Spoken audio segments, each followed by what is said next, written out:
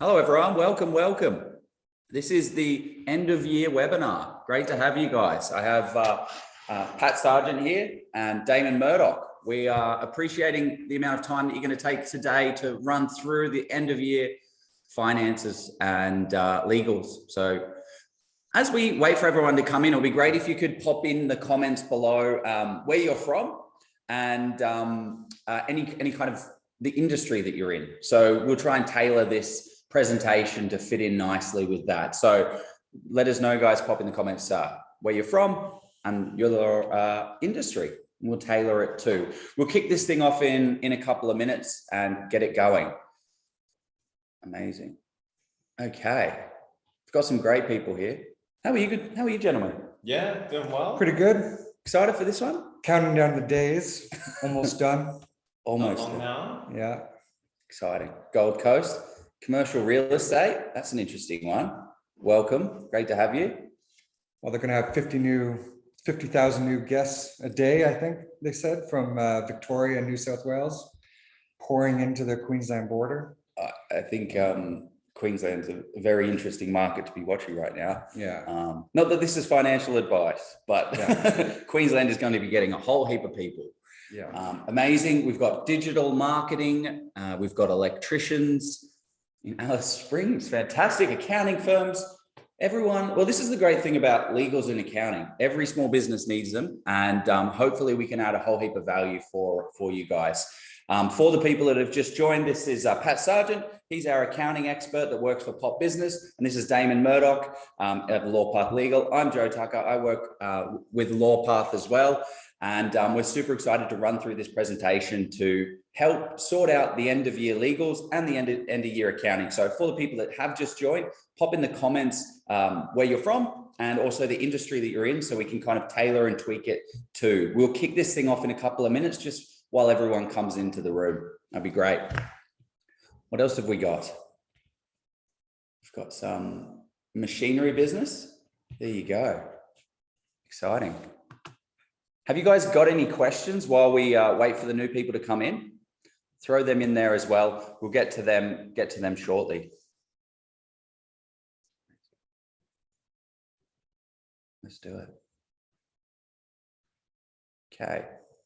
Getting close there. I don't know. I think we should. Looks like let's crack on. Let's crack on. Perfect. Okay, guys. Well, let's jump into this one. I will be leaving you because these guys are the true value providers. And we've got a feature slide that I need to go through together. Fantastic. Okay, I do have a little bit of value for you because we do have a lot of customers on here that are already on LawPath. And one of the things is we just kind of see people using the platform the way that they're used to doing it, but we keep adding awesome features that help the business as well. So hopefully, if you haven't already explored these features, I'll give you a quick overview and a quick snapshot, and then we can run into the accounting overview and then the legal overview as well. So what you can see here is we've created an amazing new editor. So this allows you to, on the fly, edit your documents and enter in new questions and comments. So this actually just speeds up the process for all your documentation building. It's also going to allow you to create customized documents for yourself. So you create one document and then you create replicates of that and then make those tweaks and changes as you need, which is super useful as well. We've also got teams. So if you guys haven't set up your teams yet, do that directly after this presentation because there's so much value in that. You can bring on people from your organization and they'll be able to have accounts on LawPath and get access to all the documents. You can, they won't see your documents, you won't see their documents, but you can then collaborate together on those type of documents, which is super useful as well. So what we're also excited to talk about here is our legal and accounting advice plan, which is taking advantage of these two gentlemen here and using them for all your legal and accounting needs. They're able to answer any kind of question that you get there. So I'm going to hand this one over to Pop and Pat, and they're going to be covering off this together. But if you have any questions, welcome, pop them in the chat there. Great to have you guys, and I will be leaving you. Thank you very much. Great. Thanks, Joe. Thanks, Joe. How are we doing? Pretty good. How's it going, Damon? Good, very good. Excellent. So for the accounting, we're going to look at the year that was, talk about some planning for 2022. Not much of a year. Not much of a year. Yeah, it's gone by pretty fast. I know, it's gone by fast. Yeah. Some crazy lockdowns. Yeah. We had the Melbourne, the most lockdown city in the world. We had all the border restrictions, which are still partially ongoing. Lots of businesses affected, and a lot less stimulus as well compared to the prior year. So I think 2021 was a much tougher year for most, and 2020 with the lockdowns and the restrictions and a little bit less stimulus, a lot of uncertainty as well with Well, we were talking about all the phantom companies in 2020. So those they were just living off the grants. Yeah. And then 2021 was to see whether those phantom companies actually fell off or continued on. And now we're kind of back into the swing of things. And 2022 should be kind of back to normal. We hope so. We'll see. We'll see. So yeah, we're going to cover off on these things. We'll go through the new director identification number requirements. We're going to talk about some end of year tax considerations and some end of year accounting considerations as well. So I think given this has been such an interesting year, it's a great time to look at how your business has performed for the year, what's worked, what hasn't, what were the bottlenecks in your business. If you could change something that didn't work, what would you change?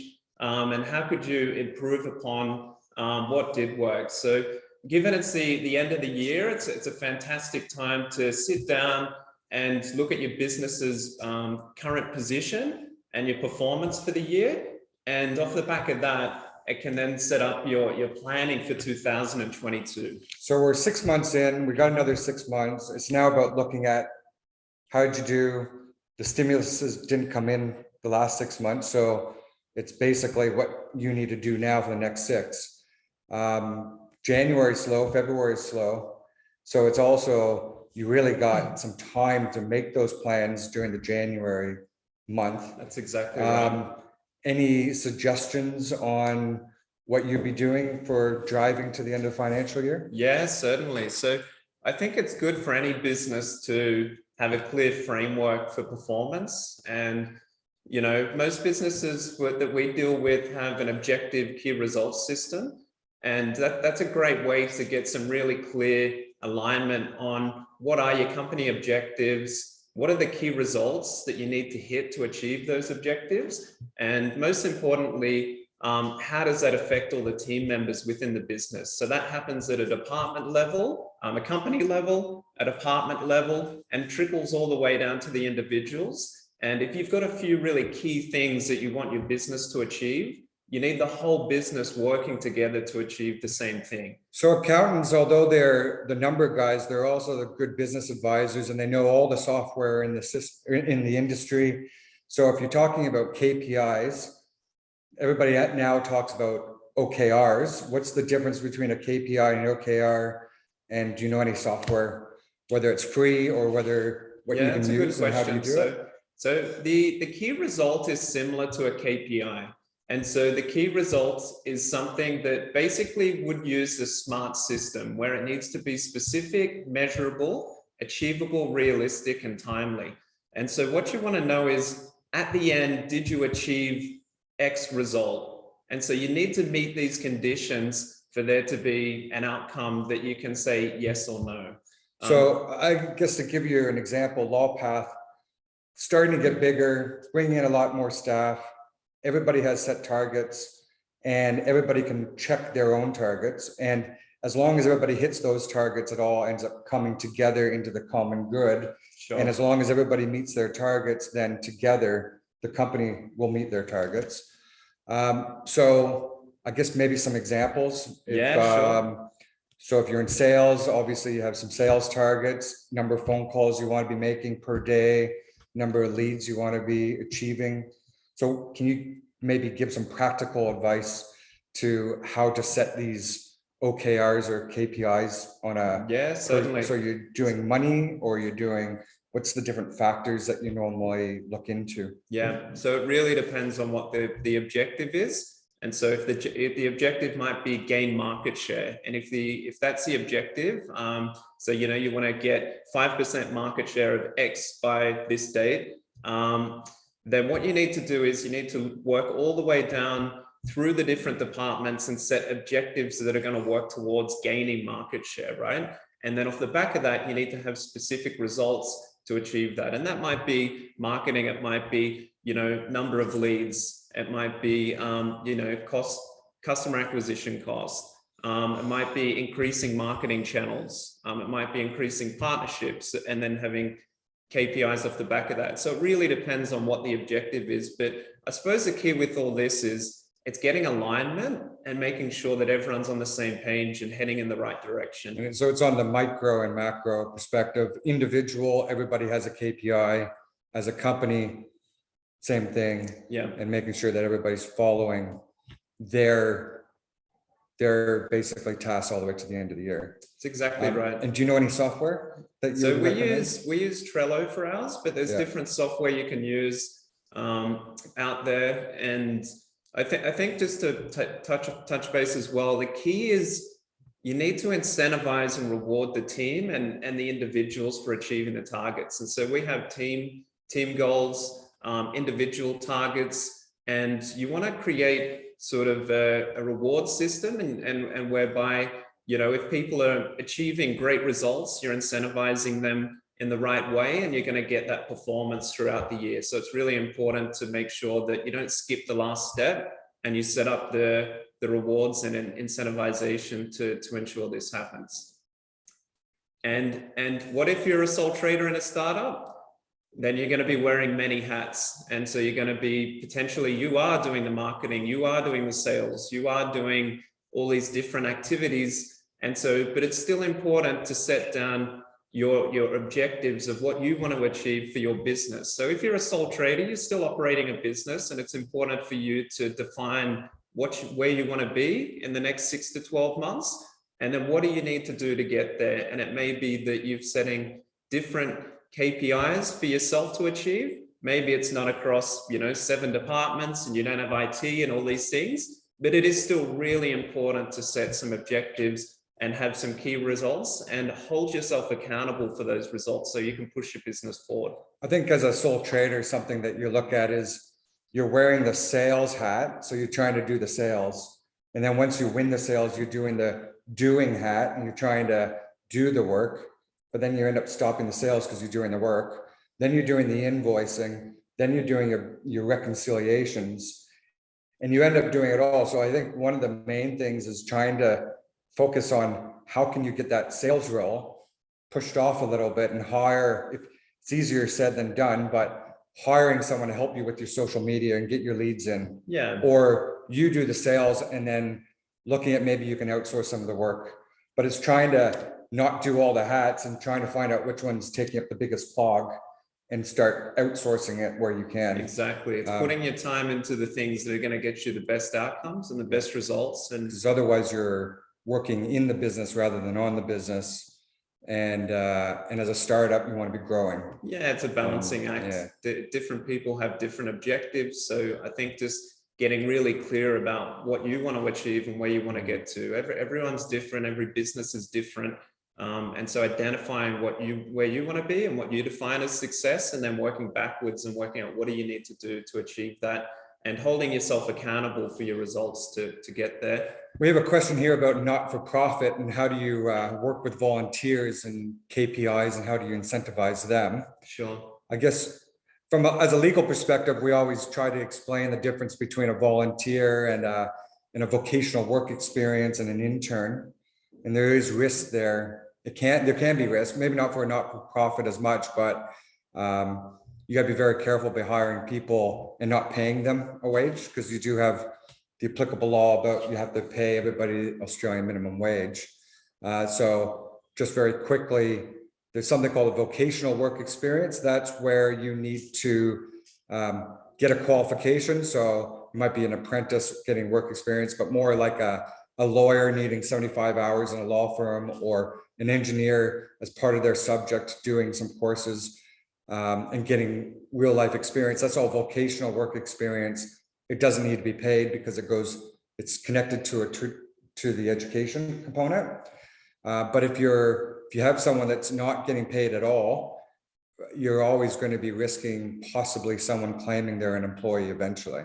But with my experiences with not-for-profits and how to incentivize them, it's really looking at the ultimate goal of what they're trying to sell. I guess everybody's trying to sell something, and it's giving them that recognition. So for KPIs and incentivizing volunteers, it's really giving them the acknowledgement, sending out your monthly newsletter saying this is the volunteer of the month. Any other kind of incentives that you could give a volunteer? Yeah, this depends on the project and what you're doing. I think if you've got team goals, that's really a good way to get the best out of people. So if you have specific targets for each event or whatever project you're working on, you can incentivize. Can you pay cash? Can you give credit cards or gift certificates to volunteers? How does that work from a tax perspective? Is it a fringe benefit? Or? Yeah, it could potentially. It depends if it's minor and infrequent and below a certain amount, but you can incentivize in various ways. I think the key is just looking at each event and project standalone, identifying what you want to achieve from that, and then working backwards. And if you do need to incentivize, I find doing it in these sort of activities team-based works quite well. So if the team achieves X, then you can provide X benefit. All right. So once you identify what your objectives are, what your key results are going to be, there might be different projects that come of that. You might have different projects that you need to work on to achieve your objectives. And that's where the budgeting and forecasting comes into it. And that this is a really sort of critical part of the business that a lot of people do overlook. And so it's really important that you sort of spend the time to do this part. A lot of people just jump right into the business without doing the proper planning. And once you do have a bit of traction in the business, you need to be doing this on an ongoing basis. And it's setting out what the next 12 months looks like, allocating budgets towards that, and then tracking it on a regular basis to see how you're performing. There's great software out there to help with this. But the key is it all ties back to your sort of objectives. So what do you want the business to achieve? What do you need to do to get there? What are going to be the costs to achieve what the results that you're trying to get to? And what's the cost to do this? And it really should be split. If you've got significant projects, it's great to split them on a standalone basis. If you've got labor working on multiple projects, you can split a percentage across the different projects. But this is a really fundamental sort of key component that business owners need to do, whether you're a sole trader, whether you're a company with 10 employees or 50 employees, it doesn't matter. It's a really important thing to do to make sure that you're going to hit your objectives and you're going to go in the right direction. And without doing this activity and without doing it on a regular basis, you're going to find, you're a bit lost in the business. You don't know where your money's going. You're not allocating your funds in the best, most appropriate way to hit your objectives. And it's just a really good exercise to get used to doing and tracking your expenses and your budget allocations on a regular basis. It's definitely the best way to sort of achieve your objectives. Is there any kind of set percentage that people should be spending on incentivizing staff? Like 1% of your turnover should go to this, or is that just all specific industry? Yeah, it depends. It's really different across industries. So obviously real estate will incentivize their agents with different commissions, selling commission. That could be different to a salesperson in an accounting firm like POP or a law firm like LawPart. Really depends on the industry. But you can speak to your accountant and get some tips and guides around best practices at industry level. And it could be the same for just allocations of funds. You might not know how much you should be spending on marketing or sales, or should you be spending money on IT? So these are all really important questions. And again, ties back to where your business is heading, what you're planning, where do you want to get to? And you really need a trusted advisor to help you answer these questions to make sure you're allocating the funds to the right places to hit your objectives. There's an industry specific talking about compliance in HR, but maybe that's more legal. Is there any assistance for compliance? I'm not too sure. Might need a bit more context for that question. Yeah. Do you understand? Not exactly. No. We can get into labor hire laws and things like that later. Great. So they've just released the Director of Identification number. I'll just touch base on that briefly. The reason they brought it out, there was a lot of inconsistencies with the database of directors that the government was holding. I know in practice, some directors would have middle names, some wouldn't, and you could potentially have different places of birth. I've seen a single person be registered as about 5 different to 7 different directors on their registry. And so they just had a lot of inconsistency. There was also a lot of, a lot of sort of illegal activities happening, and they couldn't really track who was a director and who wasn't. So they just didn't have a good system for it. They've created a new reporting framework, and everyone who wants to be a director of an Australian company needs to register. They'll be given a director identification number, which is a 15-digit number, and that's going to be with the Australian Business Registry Service. And so all new, I'm not sure if you have another slide on this, but all new corporations or new companies, yeah, there you go, 28 days to get it. Yeah, so you've got, if you're just registering a company, you've got within 28 days to set this up. So it's really important that if you're setting up a new company, you do your registration within 28 days. If you've got an existing company, you've got until, and it was, registered on or before the 31st of October, 2021, you've got until 30 November to 2022 to get registered. And it's pretty easy to register. So if you've got a MyGov account, what you'll do is you'll click on the link below for the ABRS. It'll take you to a page. You'll need to use your MyGov ID, and it'll send a code to log into this. And you'll follow the steps where you'll basically just need to have your details handy, including your tax file number, and you'll follow the steps and register yourself, allocate any companies that you're a director of, and that will sort of consolidate and set up your registration. There's a new plan, which is the legal and accounting advice plan. Yeah. Do you know whether that includes helping people update their digital identification up to the ASIC? Yeah, registry? it certainly does. So you definitely can get help with getting registered through that plan. So the legal and accounting plan is great, and it covers quite a lot. So if there's anything like this, where it's a government registration for a director, we can help you out with this.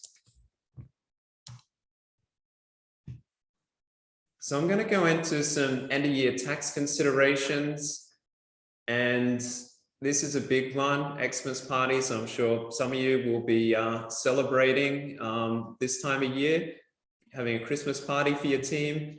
If you spend less than $300 per head, you'll qualify for the minor and infrequent FBT exemption. What this means is you don't need to lodge a fringe benefits tax return, and you don't need to pay fringe benefits tax on this expenditure. So if you are having a Christmas party, it's good to, if you can, keep it under $300 a head so you don't trigger the FBT on that. If you've got a motor vehicle and you're looking at doing a logbook, it's important to start it by the 1st of the 1st, 2022 in order to meet the 12-week requirement for the FBT year.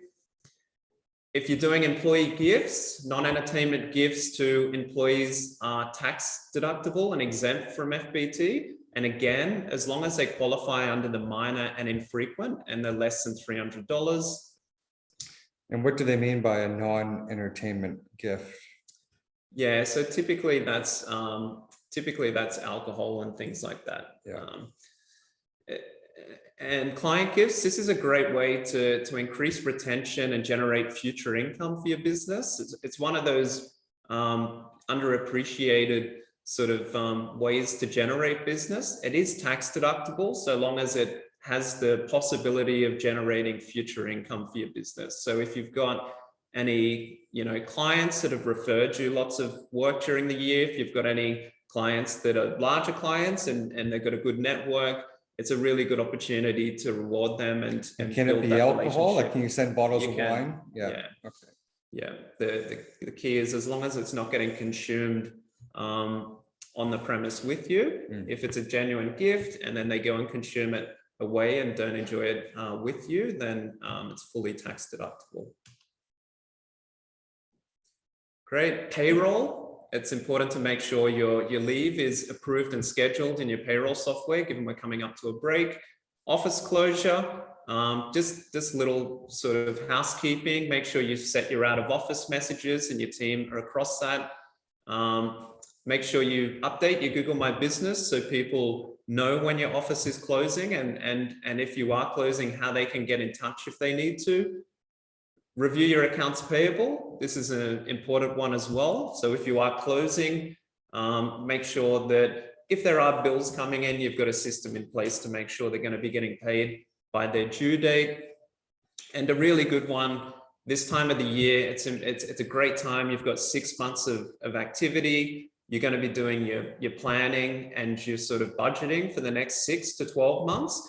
It's a great time to look at what are you paying yourself from the business or any associated persons. What should you be paying yourself based on the expected sort of financial projections for the next 6 months? And is this optimized for tax? So it's a good time to just touch base with your accountant and just touch base on, how you're paying yourself from the business and is this in line with, your next 6 months? And I guess generally, if you're a small business, you're going to pay yourself 3 ways. It's a salary, director fee, or dividend generally. Yep. And so that's going to be basically looking at whether you should be paying yourself more in dividends or more in director fees as opposed to a fixed salary, and trying to work that out now. So you know what to do moving forward. Yeah. So we got a question. So could you do less than $300 as a gift and less than $300 Xmas party and still be exempt? So $5.99 per employee.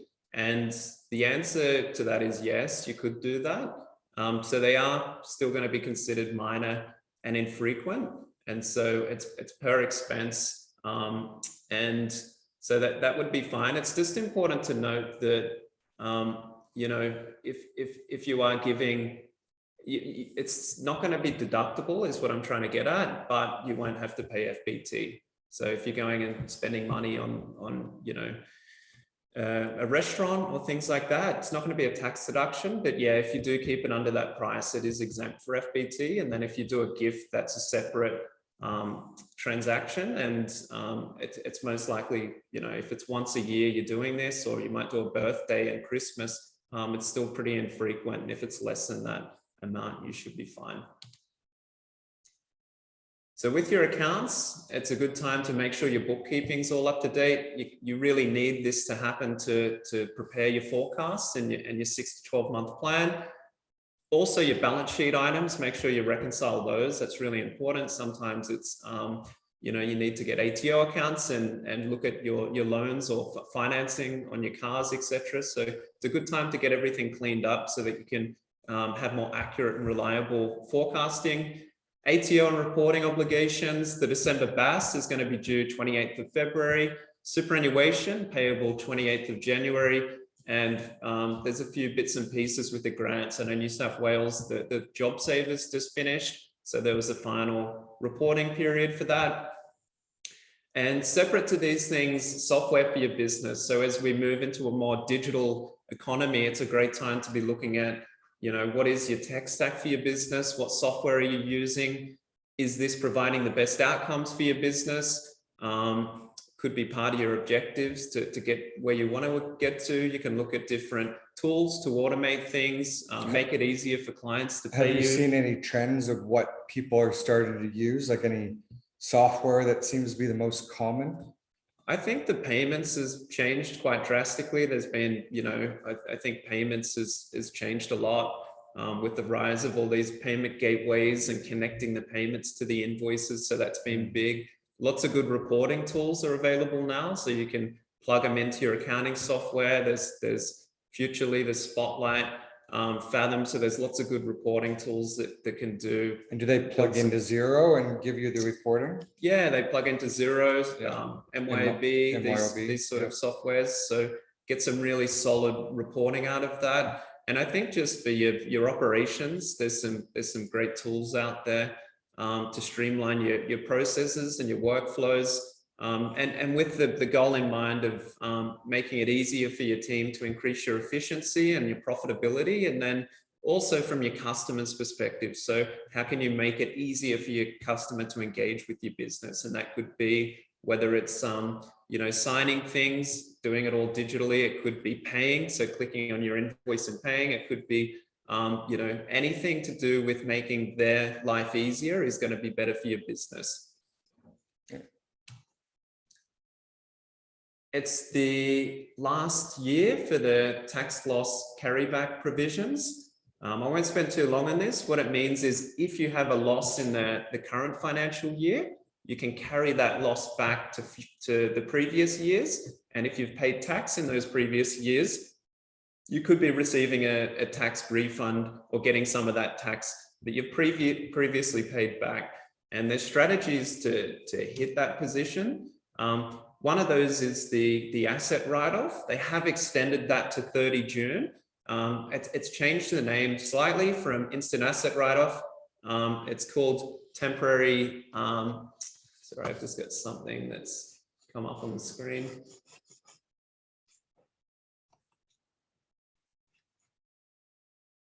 There we go.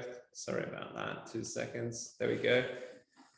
Temporary full expensing. So if you purchase an asset before 30 June 2022, you can write off that asset. It was 150K. They've got rid of the limit for this. However, motor vehicles are capped at 60,733. So you can't go and buy a Lamborghini or Ferrari and write it off, unfortunately. Or maybe put a sticker on the side that says your company name. No. You might be able to claim the advertising, the cost to put that on. So the motor vehicles are capped at 60,000. That's sort of slowly increasing each year, and you can get a GST credit back on that. So this is one way. As an example, if you've made $30,000 profit for the year, there is a potential for you to finance a vehicle prior to 30 June. You might have made one repayment on it, one monthly repayment, and you could write off the whole cost of the vehicle, create a $30,000 loss, and then if you've paid tax in previous years, you can get actually a tax refund. So there's things you can do to make use of the loss carryback provisions. But the key thing is, if you're looking at assets to purchase for your business, it is important to know that you can write these off. Whether you finance them, it's important if you do finance them, there is an interest component. So it's not a lease where you're paying GST on the repayments. It needs to be a financing arrangement where you take legal ownership of the asset upon the transaction. So the chattel mortgage with interest repayments on the motor vehicle, you take ownership of the vehicle. If you're just leasing the asset and paying a monthly fee to use the asset, you technically don't own it, and you just claim the lease expenses. So make sure your financing arrangements set up correctly to take advantage of these write-offs. Cool. Did anyone have any burning questions that they wanted to ask? If not, I'll pass it over to Damon. All right, I'll get into some of the legals. The legals are really, well, there's a lot of accounting as well. So, so what I'll do is I'll just have a look at the current business structure, talking about your debts, planning, some capital raising, which a lot of people are looking to do, and some of the trends that we're seeing right now. So the first thing is business structuring. I always harp on about this quite a bit, but a lot of times I will say to people, you've got a brand new business. There's no point of over structuring it. You could get your family trust, your shareholder can get their family trust and create your holding company, your IP company, your trading company. But if you don't know whether you're actually ever going to be successful, then sometimes it's just better just to start off and just give it a go and see what happens. But now it's time to reflect and say, well, if I've just incorporated this company, I'm actually making some good revenue and there's going to be some profits. It's better to restructure now. So did you want to just touch upon capital gains tax and rollover events? So from a legal perspective, you can now restructure your business where it might make sense to take your trading company and sell all the shares that you hold in your trading company and sell it to a holding company. And then you become the shareholder of the holding company. What that does is it starts giving you more flexibility in your structure, bringing in different shareholders, putting assets in different places, having different revenue streams with different businesses. But that's generally called a rollover event, which is if you're selling shares from yourself to another company, but then yourself becomes the same beneficial holder of the bottom asset, then normally that's a rollover and there'll be no capital gains tax issue. So one of the things that you might want to look at is if you're going to go and restructure and you're the same shareholder, ultimately, then you might have that with no tax effect. But then there also are issues about capital gains tax. So if you are running your business and there's going to be a profit, and right now the business doesn't look like it's going to have any profits, but you can tell that your projections are going to show profits by the end of the year, it might be worthwhile to sell your shares from your personal name into a family trust. And that normally attracts a capital gains tax issue, or there's no capital gains tax from the sale from you to another entity. But if your business is valued at nothing right now, then there might not be any capital gains tax associated with it. So I think one of the things that you should be looking at is possibly restructuring your business. If you want to put your intellectual property into a different entity, if you want to create a holding company that creates a level of protection so that your holding company owns all the assets, it licenses it down to your trading company. And then if something happens to your trading company, you still hold all the assets. And that's what a lot of the companies do once they start growing. We do have some videos on YouTube about corporate structuring, and you can have a look at that. You have any comments about? I think just one. So all your points are spot on. I think just one thing.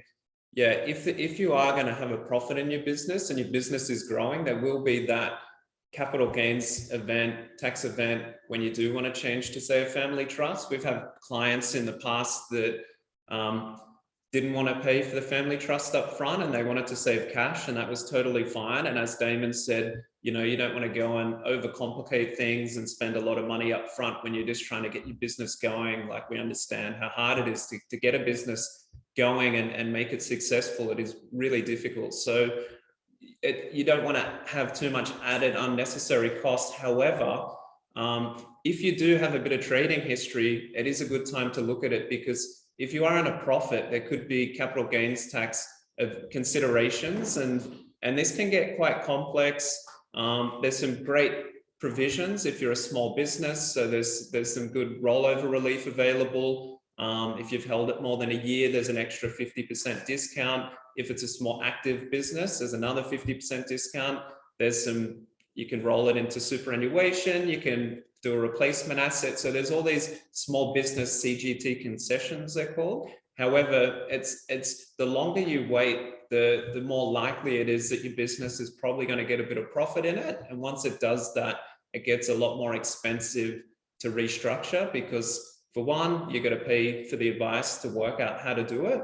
And then for two, you might have capital gains to actually do the restructure. So you might have a capital gains tax event and you've got to pay some tax on that capital gains. And the legal and accounting advice plan. So anyone that's on the legal advice plan can upgrade to that plan.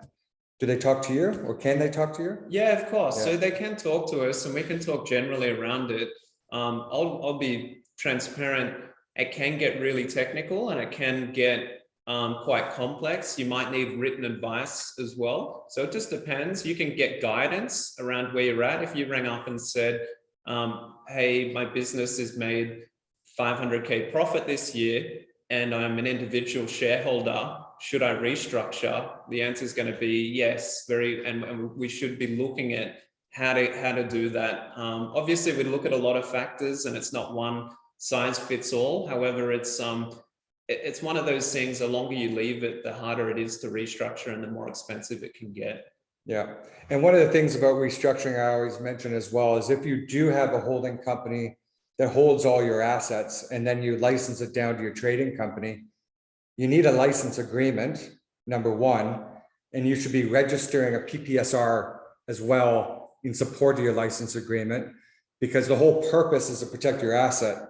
And if the trading company holds the asset that you've licensed down and then goes into liquidation, a liquidator can see that as a related party transaction and not recognize the related party transaction between the holding company and the trading company. So to defeat a liquidator, you got to register a personal property security registration, which is like a charge to defeat a liquidator, because once you lodge under the PPSR, your license agreement, then that's a legislative entitlement that defeats a liquidator, because it's a registered asset now in your possession. Well, in that you have security over. That's interesting. And when would you recommend sort of looking into enacting that if there is a restructure and you are right at the time of the restructure, you'd be getting a license agreement and lodging a charge over the assets. It's good to know. And you got to do it within 21 days from entering into the agreement and 6 months prior to a liquidation at the very least.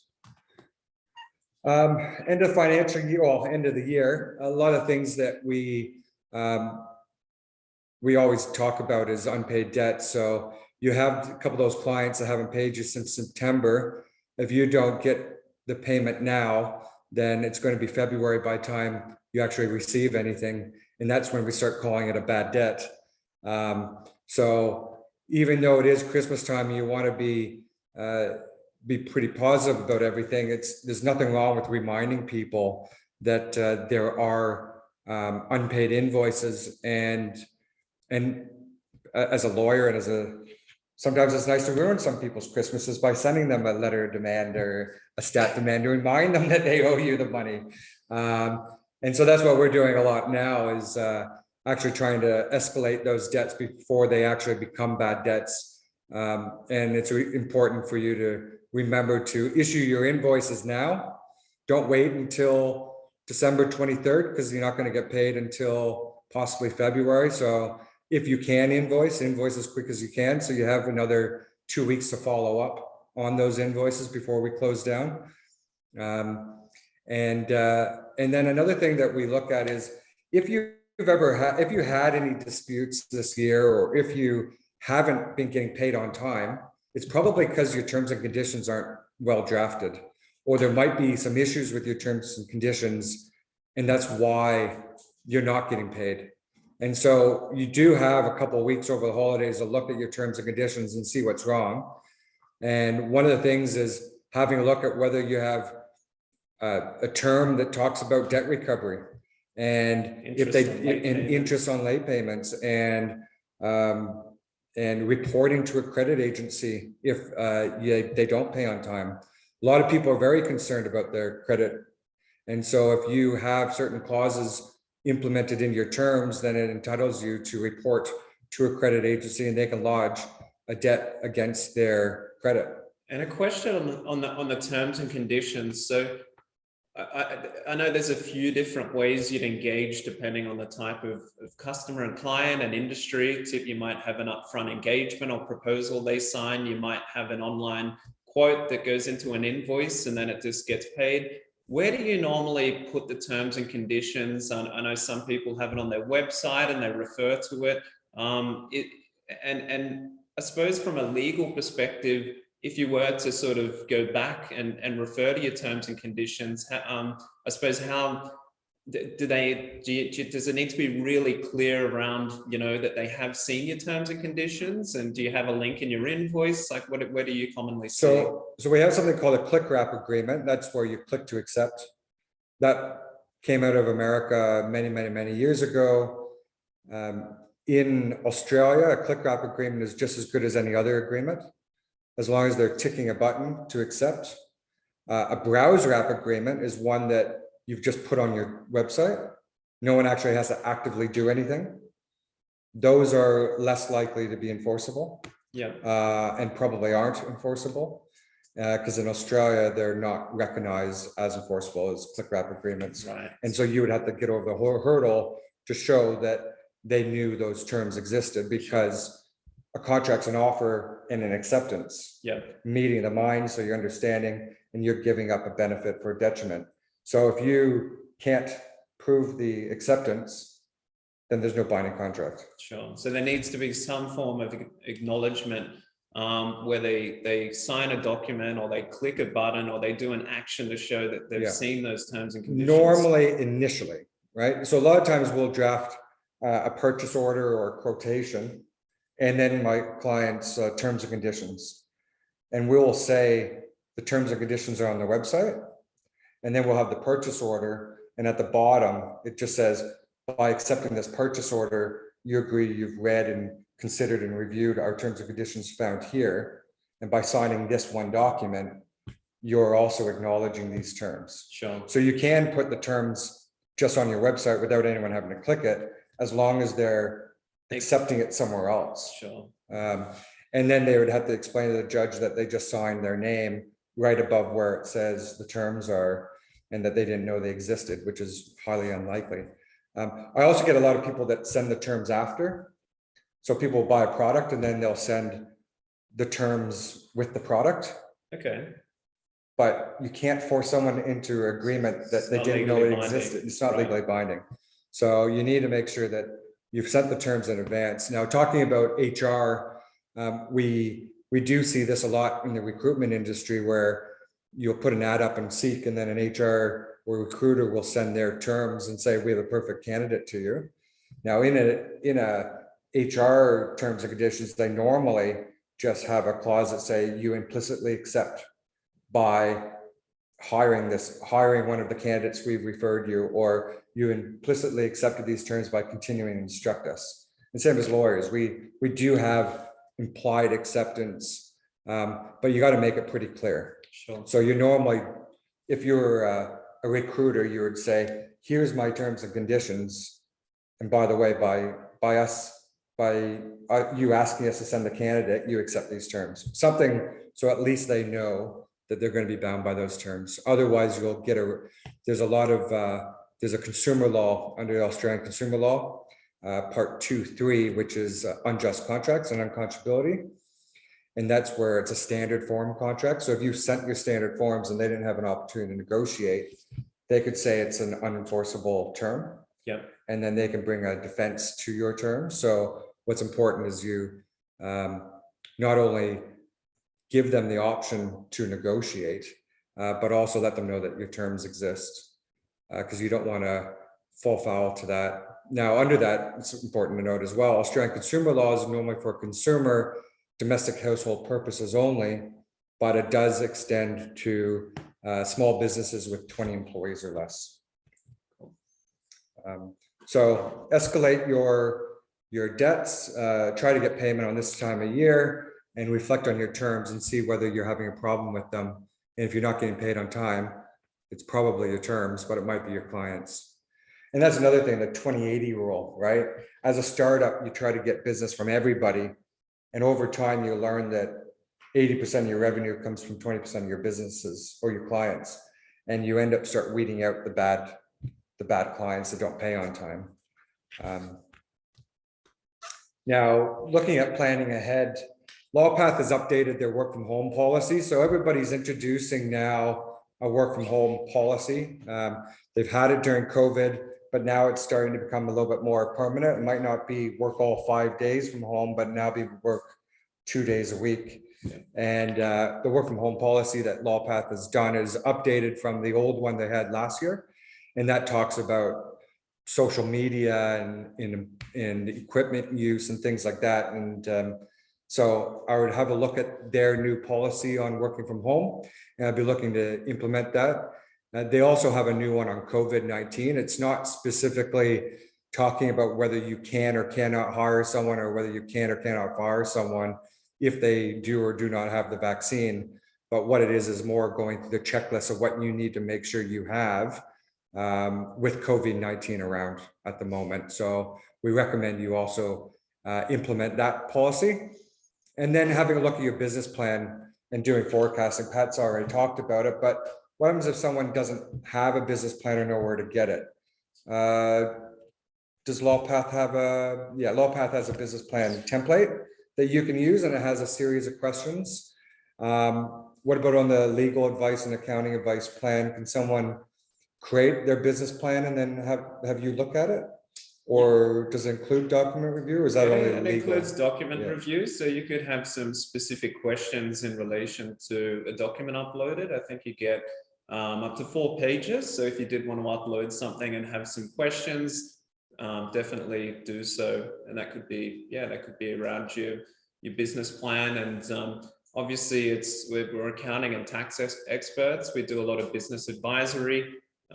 If you have any really specific questions to say sales or marketing strategy, maybe we're not best suited and you've got to go speak to a sales or marketing expert, but anything tax and accounting and some business advisory, we can certainly have a look and help. Forecastings, budget, tax planning, employment, payroll, GST, all these things we're experts on. One of the things about legal is you normally get in a dispute because you're not communicating effectively with your clients or your shareholders or your staff.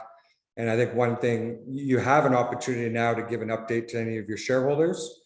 A lot of people will probably be sitting back saying, well, whatever happened with that investment? Am I ever going to see my $50,000 again? It could be an opportunity for you to engage with your shareholders and also just any other interested parties. So just another thing, using this time to reflect and possibly prepare some correspondences just to keep that line of communication open. Definitely. So that you're not dealing with things later on in the year and you're able to bring any issues forward now so you have time to deal with it, because January and February is normally a slower month. So if you do think there's going to be some issues arising, it's probably a good time to start preparing those correspondences and talking to an accountant or a lawyer to have a discussion about the I guess tone of those correspondences and things like that.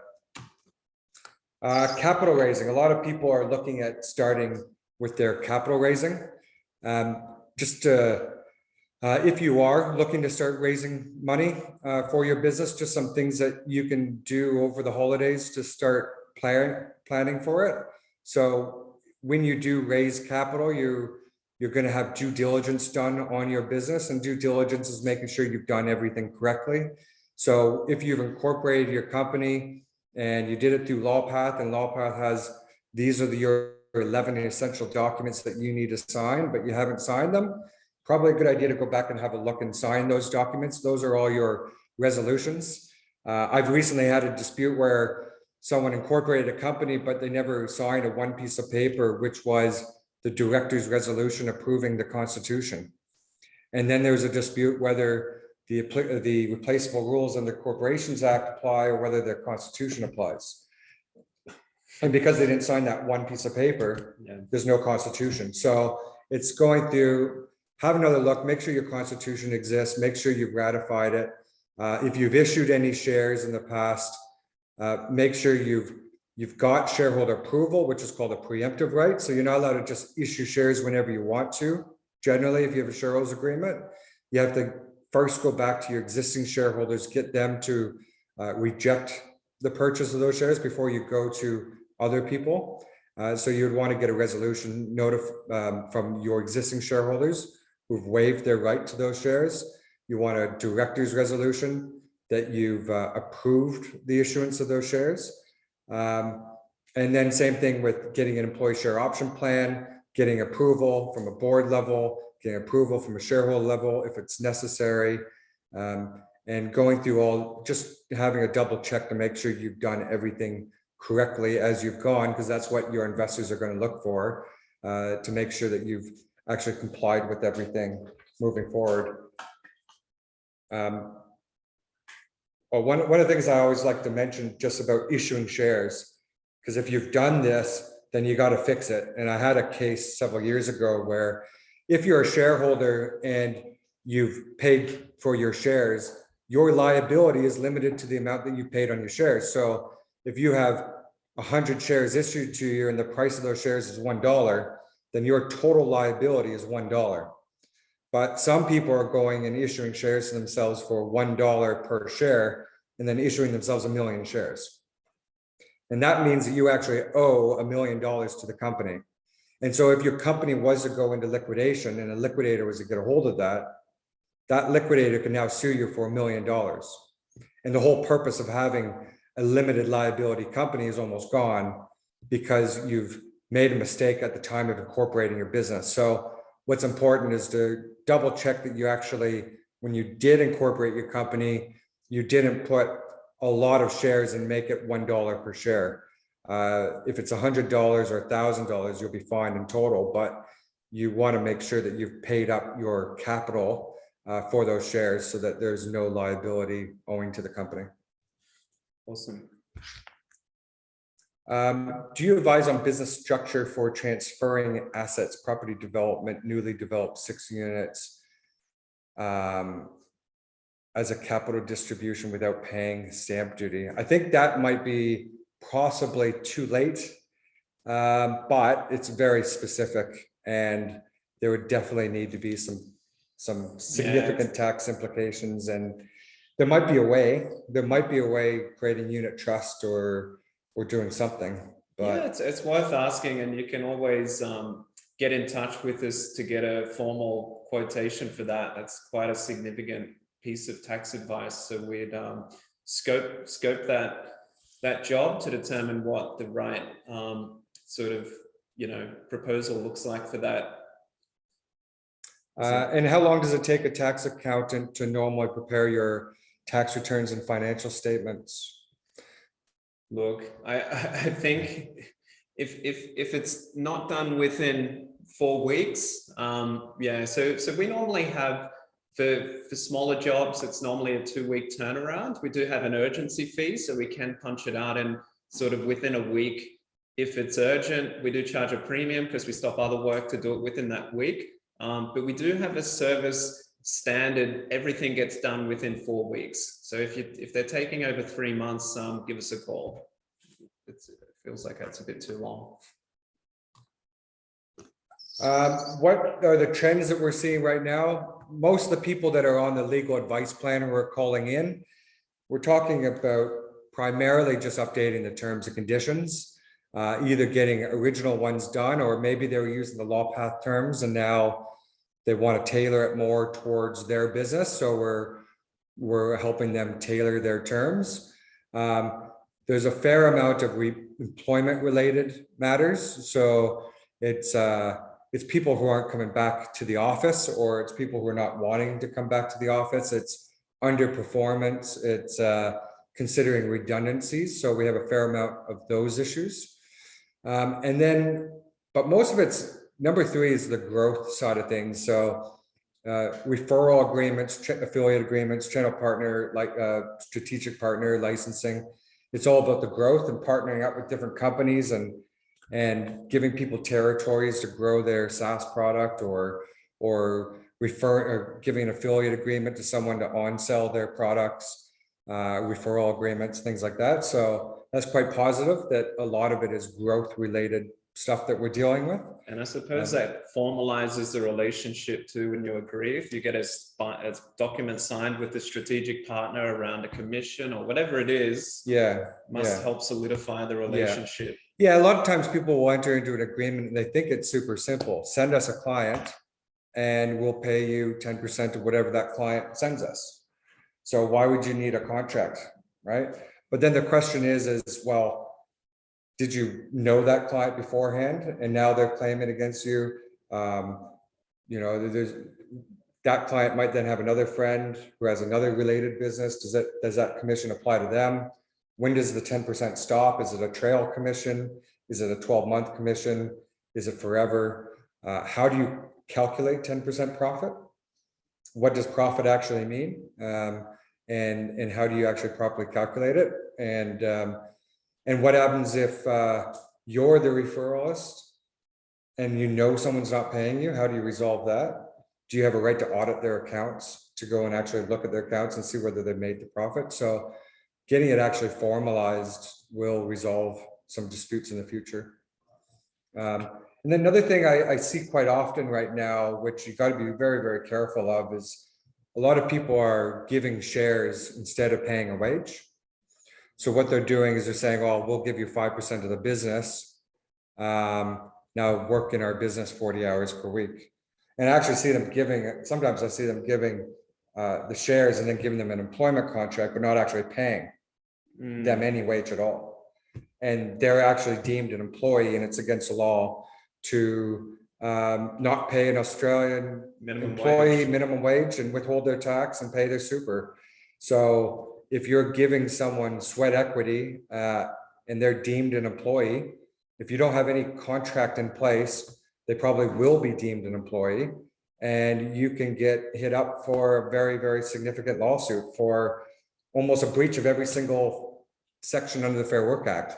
Non-payment of the wage, non-payment of the, or accrual of the annual leave, long service leave, sick pay, public holiday pay, not giving the pay slips, not paying the super, not withholding the tax. So if you're doing that, you should probably at the very least have an agreement that says that they're a contractor as opposed to an employee.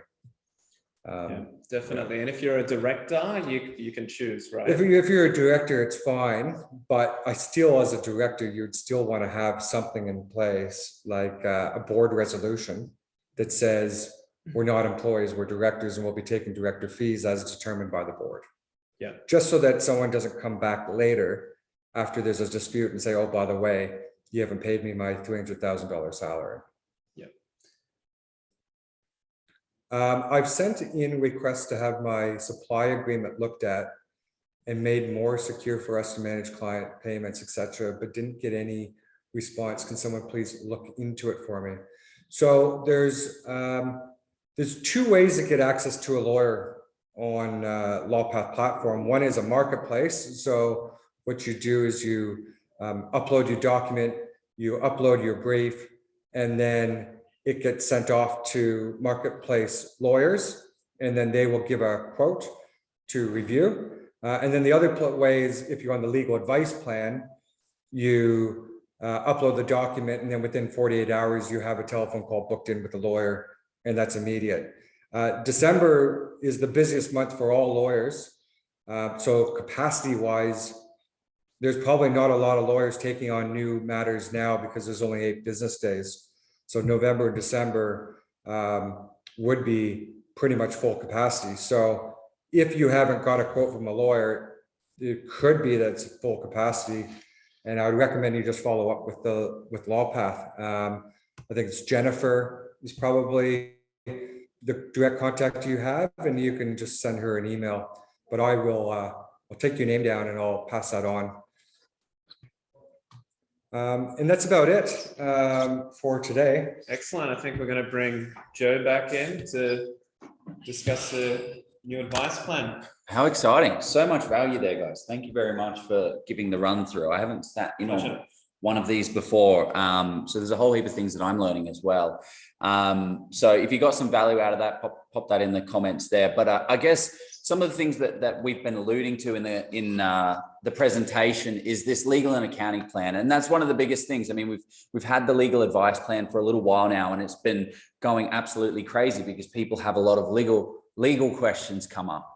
One of the challenges that we then saw was that we've got a lot of accounting questions come up, and Damon and Pat just covered off a whole range of challenges that I imagine a lot of people haven't thought about. So what we've created here is on-demand legal and advice accounting plan. So it's the one-stop shop for all your legal and all your accounting. I'll give you an example. So please. We get a lot of people that call about creating an employee share option plan. Yep. And I said, well, as a lawyer, one thing that we don't do is we're not going to set the exercise price of how much of those options are. And we're also not going to prepare your cap table showing how many options you're going to be granting to determine what that 10% is. Because as lawyers, we're not allowed to give any financial advice or accounting advice.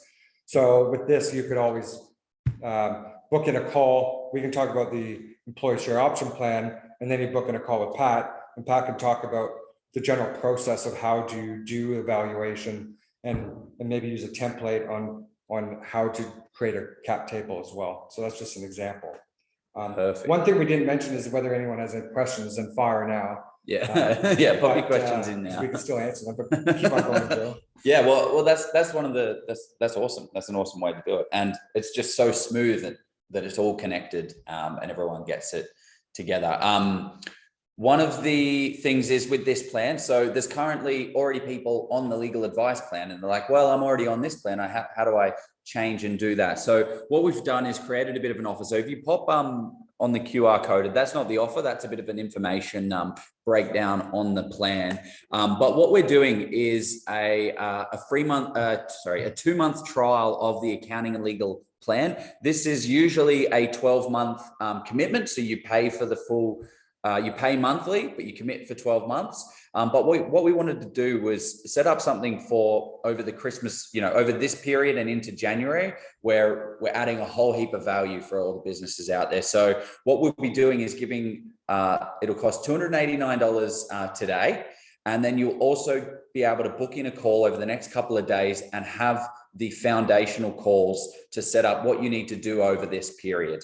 Then in January, you can come back in with another free month to be able to cover off exactly what you've done over the break from a legal and accounting perspective, and then what you got to do for the next 2022.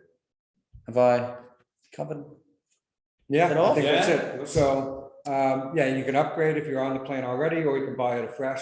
Does that 2 month, that doesn't apply to new non-legal advice plan subscribers? Yep. So if you're an existing, if you're a non-existing user, you pay the $289, and then you're a new customer of ours, but you would still get the free month as well. So you would still get that. What would happen is if you're on the legal advice plan already or on the essentials, we would pause that subscription, and then you'd have it for the 2 months. You'd be able to check it out, test it out, and get it going. All right. That makes sense. And then before you're talking about the functionality of the LawPath platform. Mm-hmm. So just, I've talked to a lot of people every day on the legal advice plan. A couple of things I just wanted to mention. So now you can, as Joe mentioned, you can create an employment contract, but then next time you can just change the name of the employee, or you can go back if you made an error. So and you can now collaborate, so you can share the documents. So they've got, how many developers does LawPath now have? I think they've doubled or tripled in size in the last 18 months. So 20 developers. So they're just all over here coding away, and there's a lot of developments being made, and there's a lot of improvements, and so that platform is going to be a lot more intuitive, and they're just introducing more and more and more. So pop a yes in the comments if you wanted one of our reps to reach out to you. I know that one of the biggest things that we get told for a legal perspective, and then also from an accounting perspective, is I don't know what I don't know. And that's why we always like to have a discovery call where we learn a little bit about you, what your business is, what the situation is, what you're looking to achieve, and then build a bit of a roadmap out for you. So if you are interested in one of our guys reaching out, or girls, pop yes in the comments, and we can go ahead and do that, and you can take advantage of this offer. But pop in any questions that you have as well. Yeah, and it covers the ASIC agent, which is really important. The ASIC agent and the ATO agent, if you need that service. And it's a fantastic product. Like, we give a lot of really high quality advice around, how much should I pay myself? Is my business structured correctly? Yeah. How do I get paid faster? How do I set my employees up in my accounting software? Actually, that's something really easy, because the legal advice plan doesn't include the ASIC agent.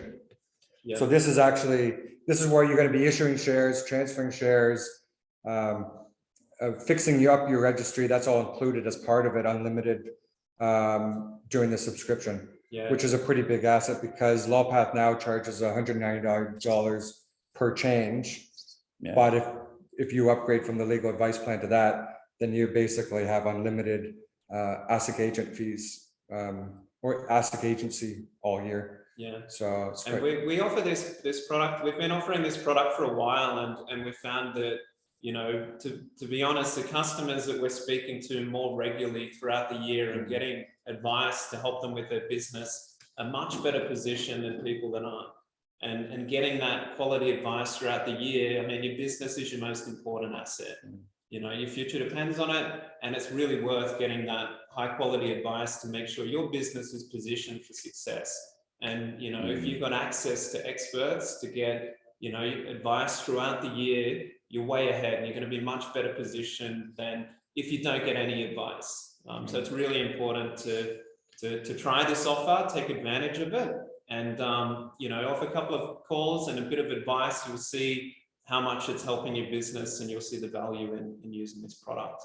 Yeah, definitely. And just to make it a little clearer is that it's not a lock, there's no locking contract with this. It's $289 for the 2 months there. So you get to trial it and test it out and see how it goes. And if you've got a lot of value out of what these two gentlemen have shared, that's what you get on this plan. You don't need to be the expert in tax. You don't need to be the expert in accounting. You're the expert in your business. We saw the variety of businesses that we've got here.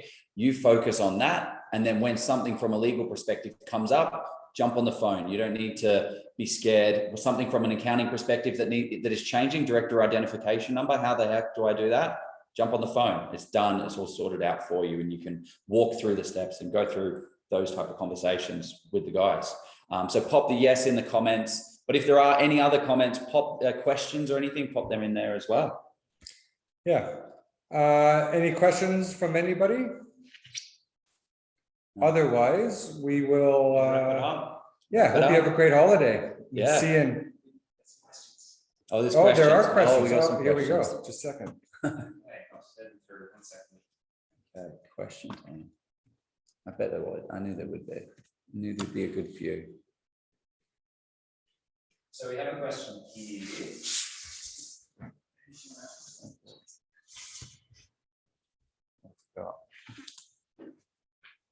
Will the minimum wage be increasing in 2022? What about tax cuts? Oh, good question. Minimum wage increases every year on the 1st of July generally. You always have to review it. Yeah, 1st of July, almost the minimum wage goes up every year, generally by a little bit.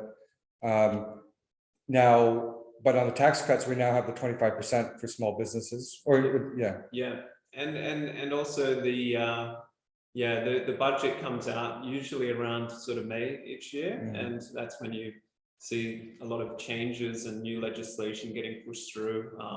I know in the previous things has been superannuation is going to be payable on wages regardless of that $450 minimum monthly one. So there's a raft of changes happening. So it's important to you know, reach out to us if you've got any questions. Fantastic. Okay, what do you need to do to start a consulting business, and what is required to start a business partnership with another sole trader? Structuring question around that one. A consulting business, well, I depends on what you're consulting on, but generally you're getting a professional indemnity insurance to cover any advice that you're going to be giving. You're going to be getting your public liability insurance if you're going to have an office and someone slips and falls. You're then going to need your terms and conditions for the service that you're offering. And then you're going to look at your corporate structure. So if it's a company, then, and you have two consultants, for instance, you're going to want a shareholders agreement to deal between who's offering what. And then sometimes I talk about changing your constitution. So like maybe I can go into this with you, but sometimes if there's two consultants going into a consulting business, they might want to be able to take a different fee. And it might be one person's working in it 20% of the time and one person's working in it 50% of the time, but it's kind of like an add-on. And sometimes I create Class A and Class B shares. Yep. So you can create a different dividend structure to the different it just gives more flexibility so that one consultant could get paid as a dividend, a higher amount because they've contributed more, whereas even though you're 50-50 shareholder, you can still get a higher dividend because you have a different class of shares. And the benefit of paying as a dividend as opposed to the other consulting business invoicing is there's no income tax on it. So you're not going to be getting double taxed. Yeah. And what about a partnership? So registering a partnership, setting up a partnership. I hate dealing with partnerships. I don't know why those structures exist. I don't know any benefit to it. Every partnership I've had is just ends up being a total disaster. Not me personally, but every one of my clients that have a partnership, it's just an absolute mess. Sorry, but I don't have any pros about partnership. It's an old structure. The legislation, I think, is from 1979. Key thing is there's no protection. Yeah, whereas the personally liable for everything. Yeah, partners are personally liable. You can't really bring in any investors without bringing them in. The law around partnerships old and not very agile. Whereas the Corporations Act is one of the most comprehensive legislations in the world. It's the common law around it is so crystal clear. The growth opportunities and structures is just so much easier to deal with, and everybody understands it. So generally, I wouldn't create a partnership. So but that's a great thing to be aware of as a small business. What direction am I going to take? And this is the foundation. So you make sure that you get that set up correctly. And a lot of the things that you just said, Damon, are kind of going over my head because I'm not a lawyer, I'm not an accountant, but that's what you guys, that's why people have this plan. That's why it exists. Well, what about from a tax perspective? Do you partnership? So yeah, there's not many tax benefits. So what happens is the income flows through and gets taxed at the partner level. What are your thoughts on setting up a bucket company and a discretionary trust set up where there aren't enough beneficiaries? Look, I think bucket companies are great, but all they do is ultimately defer the tax. So if you're single and you don't have any family to distribute to, but you have created a discretionary trust because your business partner has a discretionary trust, then you're going to get dinged with the entire tax. So you can put it into a bucket company temporarily. It's a franked dividend. So once it goes to the bucket company, it's not paying anything, any additional tax, but eventually you got to get your money out. And that's what everybody has problems with over time. It's all about getting the cash out of the company and then what's the tax advantages of doing so. So whilst a bucket company caps the tax, which is perfect to ensure you're not paying over, say, 30% average tax, it's going to be passive income, so it's 30%, not the 25. It caps the tax, it keeps it in there, but then you've got the problem of getting it out, and that's where you speak to us, and we put in tax effective strategies to get it out over time whilst minimizing tax. And some of that might be taking it out in one hit and doing Division 7A or securing it against the property if that's part of an investment strategy. Or there's lots of options, but the key is, it makes sense to have a bucket company available, definitely, especially if individuals are on high income. The other question was, would you set up another company for capital raising? Look, I don't know anyone that would invest in, say, a bucket company. It'd be in the parent company. So they'd want to come in at the top and have ownership of the structure. And the reason they do that is because usually the IP assets and the value is held in the parent company. So if they invest in, say, a bucket company, they actually don't own the valuable assets of the business. They don't own anything of real substance. So if you are raising capital, it'll be in the parent company. And if you are going to genuinely go and raise capital, you definitely look at having a parent company and, say, a trading company from the get-go. Yeah, so that's another, I think that might be a question, is if you're going to raise capital, do you create a parent company? And that's, definitely. Yes. Yeah. And what's the benefit of doing that? Well, the investors are coming in at the top level, so in the holding company level. And then all the money that's coming in there, that money might not be spent right away. So that money is sitting in there, it's landing into a company's bank account. And then you might have a trading company down below. And as the trading company is going, because the money's still sitting up in the parent company, it's protected. And so what happens if something ever happened to a trading company, that cash is still up there, still safe. And Most investors will want their money to be safe. And as you slowly spend the money by lending it down to your trading company. But if you just put it all in your trading company and then someone sues you the next day, there goes your 5 million. So you've got all the assets, IP in the top company And the then- cash. and the cash, and then the bottom companies where the operations, There's nothing. staff and risk. Yeah. Okay. Fantastic. I think we've got another one just actually on IP. I think this would be the last one, guys. So we'll try one more if you've got any others poking around there. What are there any new developments regarding IP law or new laws in general that I may need to be aware of regarding my business? But this is, again, another perfect example of you don't know what you don't know. Any new developments? In IP? Not that I'm aware of. The only real new law that comes out in IP is generally the case law, and the new cases that expand upon the existing legislation. But I'm not aware of any amendments to the Copyright Amendment Act. I'm not aware of any recent amendments to that. I'm not aware of any amendments to trademarks either. Have you come across anything?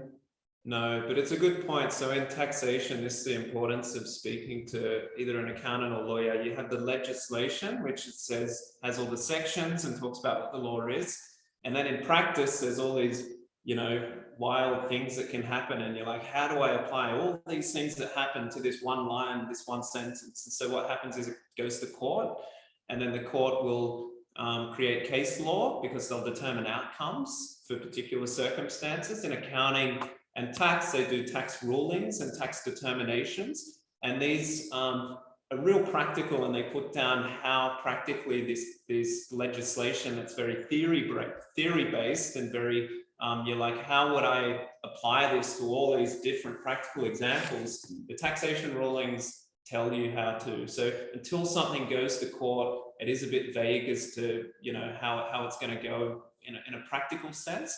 And as accountants, we're constantly across the tax rulings, tax determinations, and seeing how in practice all this law is getting used. And that's why we're so well equipped to advise business owners on how to apply these specific clauses and law to their circumstances.